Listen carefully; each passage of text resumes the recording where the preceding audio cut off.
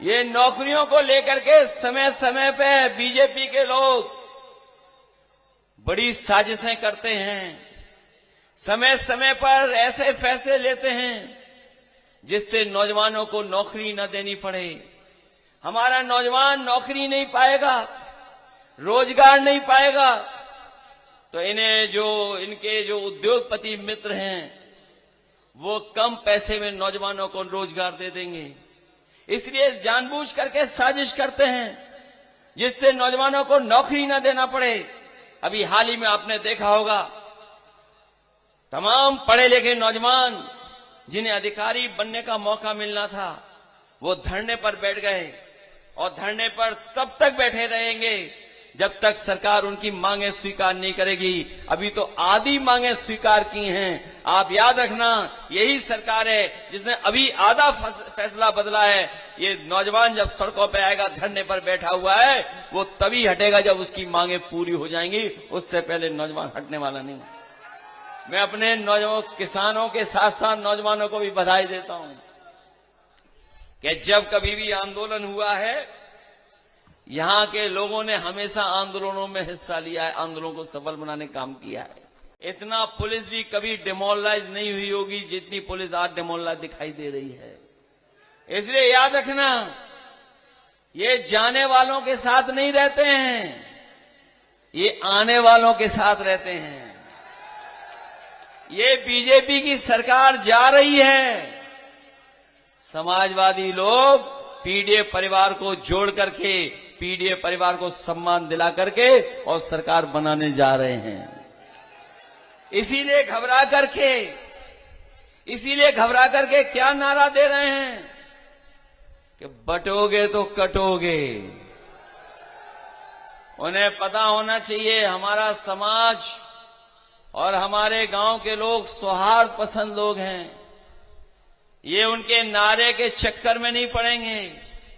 और ये नारा कभी सोचा कहां से इन्होंने सीखा है?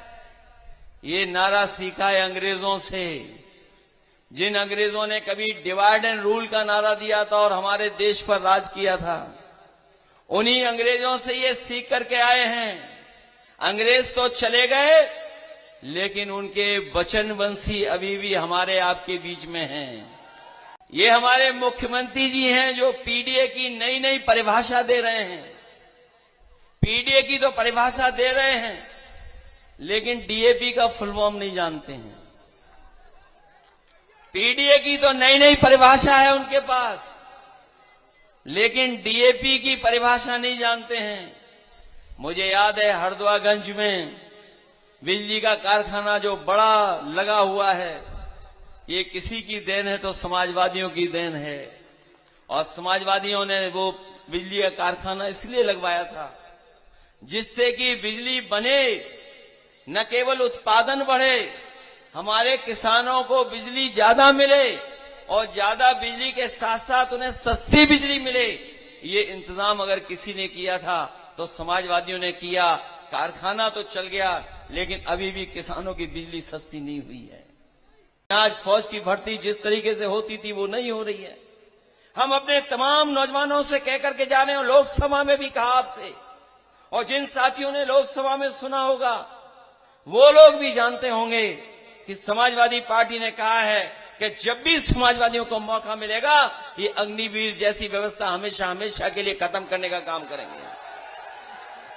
अग्निवीर व्यवस्था हम लोग कभी स्वीकार नहीं कर सकते। और हमारे नौजवानों ने तो पढ़ा होगा, उन्हें जानकारी भी होगी, वो इसलिए करना चाहते हैं कि सरकार का खजाना ज्यादा न लग जाए, हमारा बजट ज्यादा न लग जाए, इसलिए बजट की कटौती कर रहे हैं। सोचिए, जो लोग देश की सुरक्षा की सीमाओं पर जो हमारा नौजवान खड़ा होता है इसलिए भर्ती नहीं कर रहे क्योंकि उन्हें बजट कट करना है। हम ऐसी सरकार को कभी स्वीकार नहीं कर सकते, चाहे बजट कितना भी खर्च हो जाए। अपने नौजवानों को पक्की वर्दी और पक्की फौजी की नौकरी दिलाने का काम हम समाजवादी लोग कराएंगे।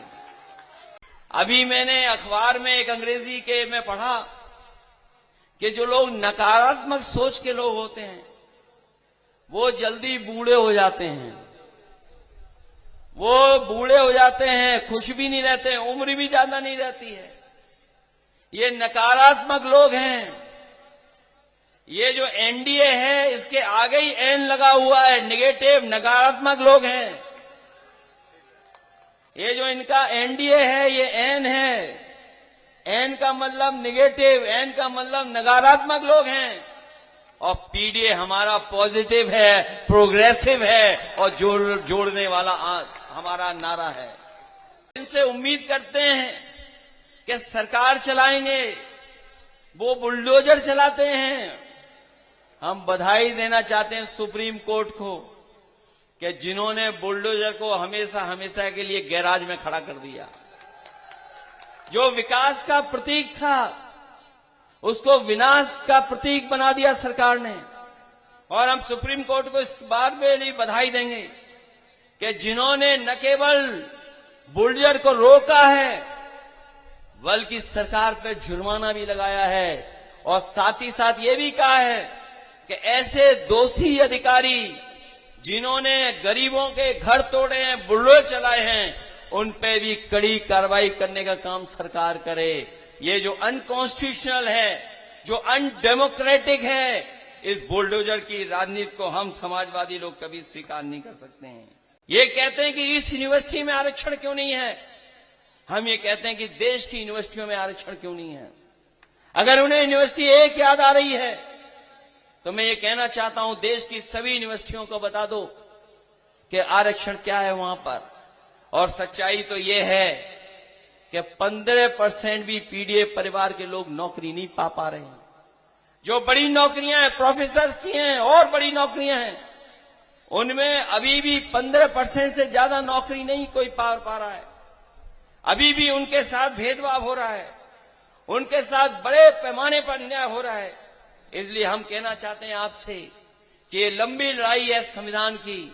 संविधान को बचाने का काम और लोकतंत्र को बचाने का काम हम समाजवादी लोग लगातार करते रहेंगे। हमें उम्मीद है, हमें भरोसा है कि बाबा साहब भीमराव अम्बेडकर जी का दिया हुआ संविधान, उसको बचा करके हम अपने देश का लोकतंत्र और मजबूत करने का काम करेंगे।